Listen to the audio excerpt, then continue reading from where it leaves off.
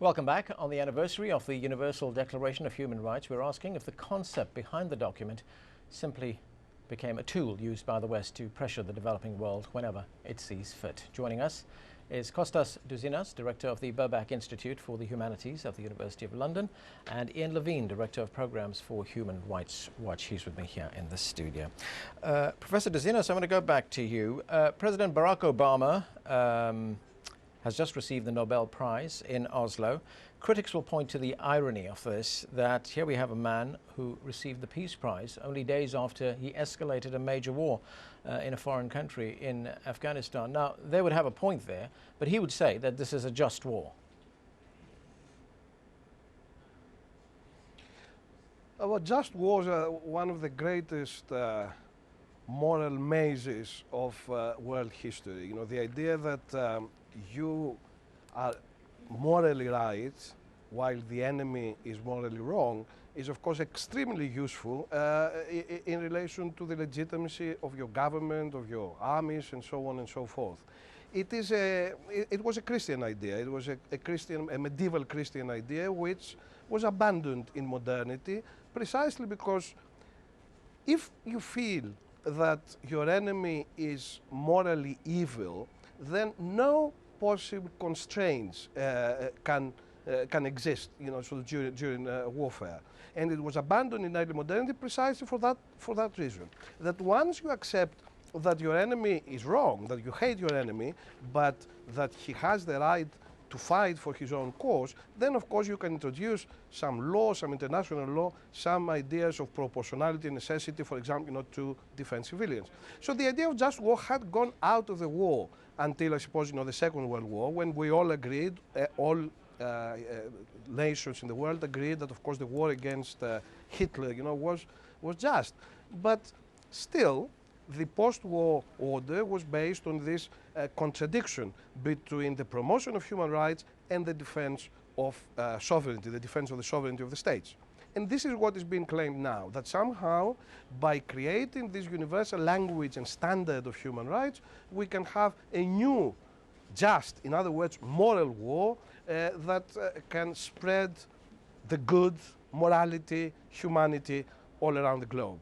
And I'm afraid that this does not work like that unless we have a pretty independent way of verifying that a particular regime, a particular government, a particular set of circumstances leads to, for example, genocide or evil, then the decision to call a war just is not going to give it any legitimacy. Okay, in Darfur, and most people, sorry, yeah. I want to go to Ian Levine and ask him. Professor, they're talking about verifying human rights violations around the world. Now, that's what your organization does. Do you find that we have an email here which I want to refer to. This is from Abdul Ismail from Liverpool in the United Kingdom, and he says, although many human rights organizations are headquartered in the West, they are not mouthpieces for those governments, but their studies, like HRW's Human Rights Watch, are often used by Western politicians to criticize developing nations. And do you find that's prevalent, that governments do use your reports? We find lots of governments use our reports to criticize other governments. So we can produce a report on, for example, China, and they'll deny everything we say, but when we issue a report that's critical of, for example, US policy around Guantanamo Bay and the war on terror, the Chinese government will cite it approvingly. So it's part of, in a sense, the instrumentalization of human rights that the professor referred to at the very beginning. We know that governments will use our work when it suits them politically and are usually reluctant to do so when it doesn't suit them politically. And part of our challenge is to present the facts and our recommendations dispassionately, impartially, objectively, absolutely rooted in documented facts, and try and avoid the politicization of what we say in an effort to focus on what needs to be done to end the human rights we've documented and to bring perpetrators to justice. Yeah, because your role is the so-called name and shame. There's no enforcement mechanism that an organization like yours has, except to publicize what is going on in these countries. Right, we ourselves have no enforcement capacity. What we have is the capacity to investigate, to document, to bring to light, to public light the violations that we found, and through that to bring pressure on perpetrators, on direct perpetrators, those governments which commit the violations. and what we sometimes call the indirect perpetrators, those whose actions or inactions in some way facilitate or abet the carrying out of human rights abuses. It could be donors, it could be arms suppliers and so on. That's really what we can do. Okay, we have another viewer on the line. This is Siad calling us from Somalia. Siad, what is your question? Yeah, my question is, you know, the Western people, they just talk about human rights where they have interest, like they call China, Iran, Afghanistan, Iraq, where they have interest. Why not Somalia? We are being killed. The people are in the jails. Nobody cares. Either the so-called local authority, the Hargeisa or Garowe or warlord in Mogadishu, people are being killed. They are in the jail. Suicide bombers. Military are being killed. Is it a tool to criticize or criticize the interest of the West, or this is internationally recognized tool for equal human rights? Thank you.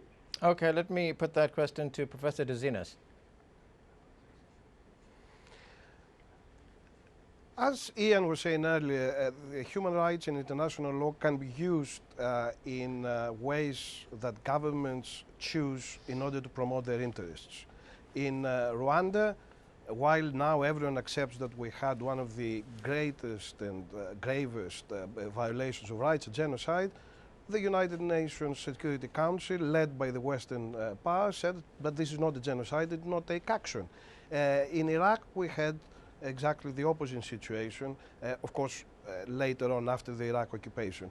International law and human rights can still be used as a tool of power politics. They are absolutely wonderful if you can use them against your opponent, and of course they're highly problematic if the opponent can use them against you. I'm not fully aware of the Somalia situation, but it is quite clear that what is happening there is, pretty unacceptable. And of course, Somalia is not one of those places in the world that creates the kind of interest that a place like Zimbabwe or Iraq or Afghanistan had created in the past. Okay. I'd like to say a word on that, and Siad raised a very important question. Somalia is one of the gravest humanitarian and human rights crises in the world, a state without an effective government since 1991. We've actually managed to do some important work in Somalia. It's a very, very difficult place to report on because of the insecurity, and that's obviously a very important factor that we have to bear in mind when we think about our and other people's capacity to raise and publicize human rights violations. And we see it as incredibly important to bring to public attention those crises which are not top of the political agenda. It's not Afghanistan, it's not Iraq. These are countries which are already high on the agenda, and we work on them as do others. But there's a critical role to play in drawing attention to countries like Somalia and the Central African Republic and others which are deemed not to be strategically important, and where too often the suffering goes on very silently. Has your organization found a relationship? And I think, sorry, Professor, go ahead.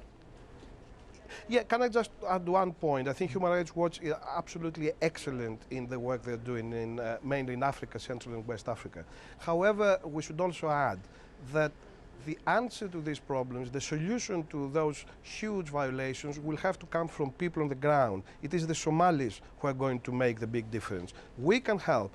Human Rights Watch can give the information, but it is for the people there to act so that can change things.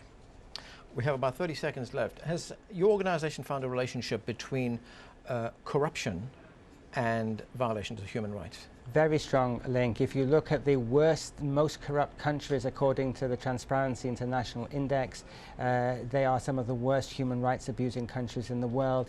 The link is repression of freedom of speech, freedom of association, and governments can get away with whatever they want. Okay, we're going to have to leave with Ian Levine. Professor Dzinas, thanks for joining us. And thank you for being with us. Remember, you can watch a podcast of the show on iTunes. This week we're featuring Riz's recent conversation with the NATO Secretary General Anders Fogh Rasmussen on the troop increase in Afghanistan. On the next show, a deadline looms in Dubai's debt crisis as the world's largest Islamic bond comes due. Will creditors be satisfied, or is Dubai and the rest of the financial world in for more shocks? That's coming up.